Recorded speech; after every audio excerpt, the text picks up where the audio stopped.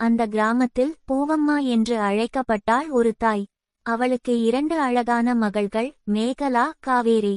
அவள் காலை முதல் இரவு வரை உழைத்தாள், வயலில், கட்டிடத் தளங்களில், சமையலறைகளில். அவளுடைய வியர்வை ஒவ்வொரு துளியும், அவளுடைய தூரிகை ஒவ்வொரு தடவையும், அவளுடைய விளக்கு ஒவ்வொரு இரவும் அவள் மகள்களின் எதிர்காலத்திற்காக ஒரு செங்கல் அமைத்தது. அவளுடைய கணவன் சொக்கலிங்கம் வேலை என்ற பெயரை கூட சுமப்பதில்லை. அவன் ஒரு பொய்க்கனவுகளின் மனிதன். வீட்டிற்கு ஒரு காசு கொண்டுவராமல் அவனுடைய பேராசைகளுக்கு பணம் தேடி பூவம்மாவின் கஷ்டப்பட்டு சேமித்த சிறு சிறு தொகைகளை எடுத்தான். வீட்டுக் கடன்கள் மலையாக வளர்ந்தன. கடன்காரர்கள் வாசலில் வந்து நின்று திட்டும் நாள்கள் வழக்கமான நிகழ்வுகளாகி விட்டன. பூவம்மா தன் நாணத்தை மூடி மறைத்து கணவனின் கடன்களை தன்னுடைய உழைப்பால் தீர்த்தாள். அம்மா, நீ ஏன் இப்படி உழைக்கிறாய் என்று கேட்ட மகள்களிடம், நீங்கள் படிக்கணும், நிமிர்ந்து நடக்கணும், அதுக்காகத்தான் என்று புன்னகையுடன் சொல்வாள். ஒரு முக்கியமான நாள், விஷம் கலந்த அவளுடைய வாழ்க்கையின் கொடூர முடிவு நெருங்கியது. சொக்கலிங்கத்தின் கடன்கள் பிசாசு போல் அவனை துரத்தின. பூவம்மாவிடம் இருந்து பணம் பறிக்க முயன்றான். ஆனால் அவளிடம் அந்த நாளுக்கு எதுவும் இல்லை. அவளுடைய சேமிப்புகள் முடிந்து விட்டன. அவனுடைய சுயமரியாதையை இழந்த கோபத்தில் ஒரு கட்டத்தில் அவன் ஒரு பயங்கரமான முடிவு எடுத்தான். நீ இல்லாமல் இந்த வீடு, இந்த நிலம் எல்லாம் என் வசமாகும். இந்த கடன்களில் இருந்து தப்ப முடியும் என்று எண்ணினான். ஒரு இரவு அவள் தூங்கும்போது அவன் ஒரு கயிறுடன் மெதுவாக நடந்தான். ஆனால் தாய்க்குரிய ஜாக்கிரதை, ஒரு 6ஆம் 5ரம்.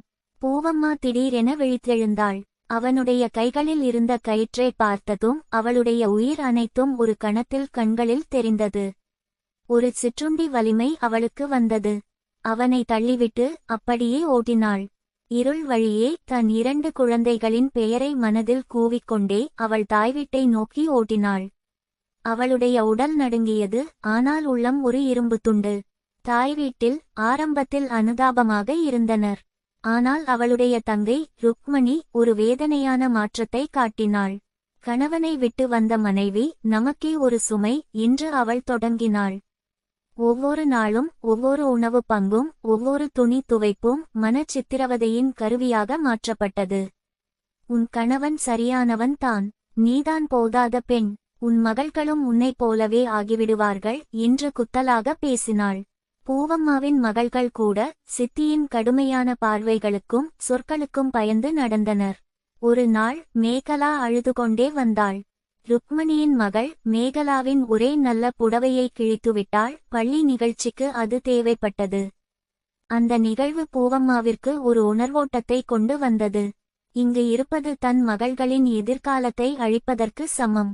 அவள் ஒரு தைரியமான முடிவு எடுத்தாள். அடுத்த நாள் காலையில் அவள் தன் சில சிறிய பொருட்களுடன் 2 மகள்களையும் அழைத்து கொண்டு ஊர்பஞ்சாயத்து மூப்பர்களை சந்திக்கச் சென்றாள். ஊர்மன்றத்தில் அவள் நிமிர்ந்து நின்றாள். கணவனின் மெத்தனம், கடன்கள், கடைசியில் கொலை முயற்சி வரையிலான கதையை விவரமாகச் சொன்னாள். தன் தங்கையின் மனச்சித்திரவதையையும் சொன்னாள். நான் ஒன்றும் கேட்கவில்லை. என் மகள்களுக்கு ஒரு கௌரவமான வாழ்க்கை வேண்டும்.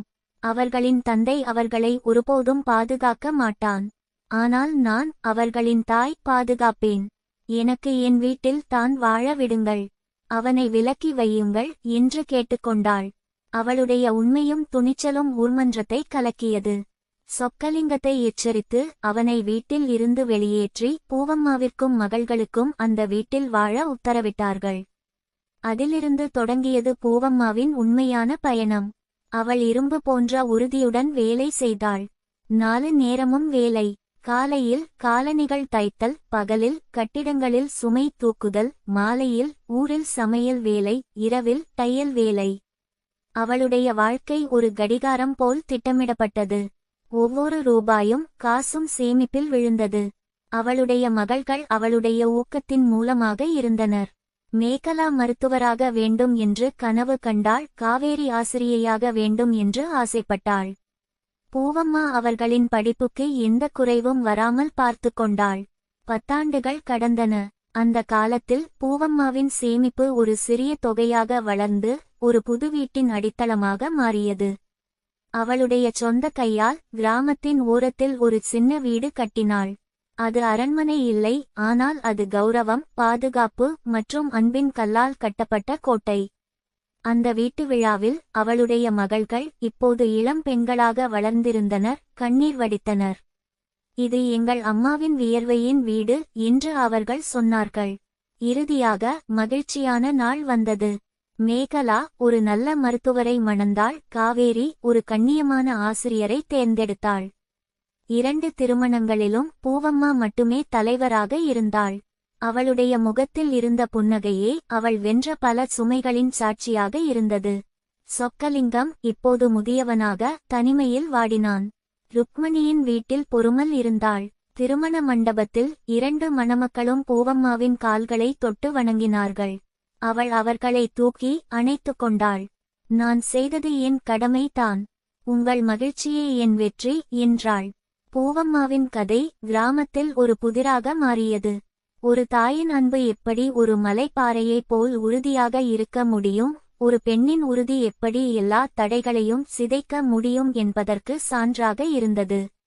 அவள் ஒரு வீட்டை மட்டும் கட்டவில்லை, அவள் ஒரு புது வாழ்க்கையையும் ஒரு சக்திவாய்ந்த மரபையும் கட்டினாள். தியாகத்தின் வலிமை, உழைப்பின் கௌரவம் மற்றும் ஒரு தாயின் அன்பின் அழியாத சக்தி.